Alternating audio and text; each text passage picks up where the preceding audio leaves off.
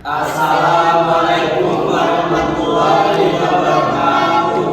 Selamat siang, kami dari kelompok 1 akan mempresentasikan materi dengan judul Maintenance System, menjaga sistem tetap handal, relevan, dan aman setelah rilis. Kami dari program studi Sistem Informasi Fakultas Sains dan Teknologi Universitas Adiwangsa Jambi di bawah bimbingan Ibu Ike Yamalia Eskom MSI. Anggota kelompok kami terdiri dari samping saya Ujang Pangestu, Saya Dwi Putri. saya Pranedia Pratama, Saya Salsabila. Saya M. Basiro. Baik, langsung saja kita masuk ke agenda pembahasan hari ini yang akan disampaikan oleh Salsabila. Baiklah, selanjutnya di sini saya akan membahas tentang agenda pembahasan pada kesempatan kali ini. Di sini terdapat 8 poin utama. Yang pertama itu ada pengertian maintenance system, kedua itu ada posisi maintenance dalam SDLC, sampai ke tantangan dan best practice dalam maintenance system. Selanjutnya masuk ke poin pertama, yaitu apa itu maintenance system. Dalam maintenance system ini merupakan tahap dalam siklus hidup pengembangan perangkat lunak atau software, di mana pada tahap ini dikenal sebagai istilah SDLC. Pada tahap ini, sistem yang sudah rilis dan digunakan oleh pengguna akan terus dipelihara atau terus di maintenance, diperbaiki dan disesuaikan agar tetap berfungsi secara optimal, mengikuti kebutuhan pengguna yang terus berkembang dari waktu ke waktu. Nah, menariknya berdasarkan estimasi umum ada sekitar 60-70% dari total biaya siklus hidup perangkat lunak itu justru dihabiskan pada tahap maintenance ini. Jadi bisa dibilang tahap ini bukan tahap kecil, melainkan tahap yang sangat besar porsinya. Selanjutnya, posisi maintenance dalam SDLC, di mana maintenance ini merupakan tahap akhir dari berkelanjutan siklus maintenance system sendiri. Di sini kita bisa lihat ada tahap perencanaan, analisis, desain, implementasi, testing, dan yang terakhir itu ada maintenance. Meskipun berada di posisi akhir, maintenance sebenarnya bukan tahap yang berhenti begitu saja. Tahap ini justru bersifat berkelanjutan dan berjalan secara siklus. Sifatnya iteratif, artinya hasil evaluasi pada tahap maintenance dapat munculnya siklus, analisis, dan desain yang baru. Jadi, SDLC ini bukan merupakan garis lurus yang berhenti di ujung, melainkan sebuah lingkaran yang terus berputar selama sistem itu masih digunakan. Selanjutnya akan dilanjutkan oleh teman saya. Berikutnya saya akan melanjutkan presentasi dari teman saya di jenis maintenance system. Berdasarkan tujuan perubahannya, maintenance system dapat dikelompokkan menjadi 4 kategori utama. Pertama ada corrective, kedua ada adaptive, ketiga ada preventive, dan keempat ada preventive. Yang pertama, corrective maintenance, yaitu perbaikan terhadap bug atau error yang ditentukan setelah sistem berjalan di lingkungan produksi.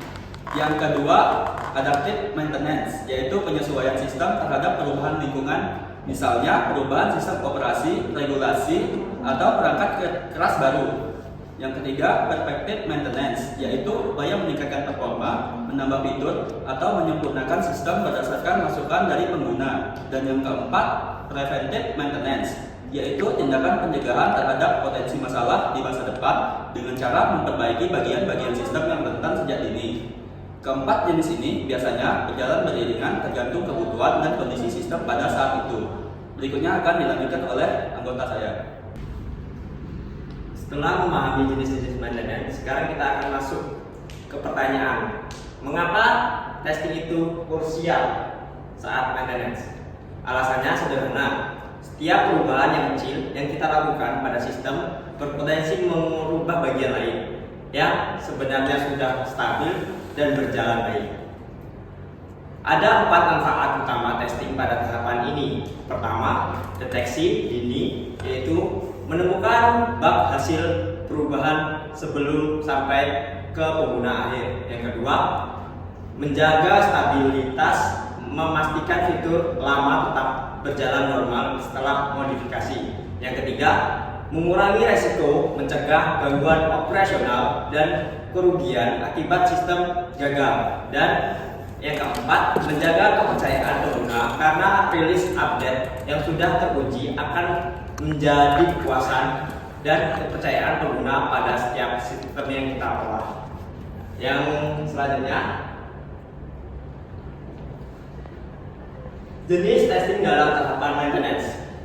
Pada tahapan maintenance ada beberapa jenis testing yang bisa digunakan dan masing-masing memiliki fokus yang berbeda. Yang pertama yaitu unit testing. Unit testing yaitu menguji fungsi atau modul kecil hasil dari perbaikan secara intersosialisasi. Yang kedua, integratif testing untuk memastikan modal yang diubah pada tahapan penghubung yang baik dalam modul-modul lainnya. Yang ketiga, release testing, yaitu menguji ulang fitur-fitur lama agar tidak rusak akibat adanya perbaruan. Jenis testing ini akan kita bahas lebih dalam pada slide berikutnya. Dan yang keempat, user access testing atau UAT, yaitu validasi akhir yang dilakukan langsung oleh pengguna untuk memastikan perubahan yang dilakukan sudah dengan kebutuhan mereka. Selanjutnya akan dijelaskan oleh Putri. Baiklah, selanjutnya ada alur implementasi perubahan sistem. Sekarang kita akan melihat bagaimana alur implementasi perubahan sistem mulai dari permintaan perubahan hingga sistem kembali berjalan normal di lingkungan produksi. Alurnya terdiri atas 5 tahap. Yang pertama ada permintaan perubahan, yang kedua ada analisis dampak, yang ketiga ada pengembangan dan perbaikan, yang keempat ada testing, dan yang terakhir ada development dan monitoring. Ada satu catatan penting yang ingin kami tekankan di sini. Tahap testing khususnya regression testing tidak boleh dilewati meskipun perubahan yang dilakukan tampak kecil, karena pada kenyataannya efek samping atau slide effect sering muncul di bagian sistem yang justru tidak terduga sebelumnya. Selanjutnya ada regression testing. Berikutnya kita akan bahas lebih dalam mengenai regression testing, karena jenis testing ini disebut sebagai garis pertahanan utama dalam proses maintenance.